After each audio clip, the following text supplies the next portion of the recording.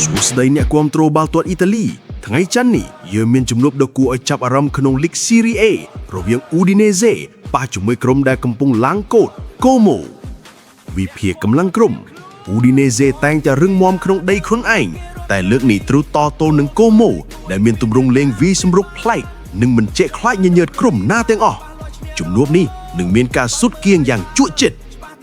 ហាងឆាញ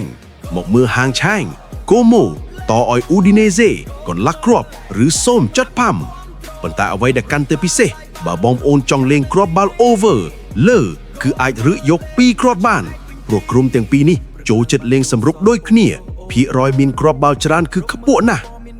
កុំភ្លេចណាថ្ងៃនេះវេលាម៉ោង 5:30 PM តើអ្នកជឿលើ Como ឬសង្ឃឹមលើម្ចាស់ផ្ទះ Udinese ហើយគ្រាប់បាល់នឹងលើដែរឬទេ comment ប្រាប់ខឿងផង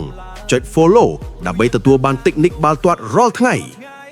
កុំភ្លេចចុច link Telegram ខាងក្រោមដើម្បីទទួលបានវិភាគគូបាល់ពិសេសៗនិងច្បាស់នៅខាងក្រោម comment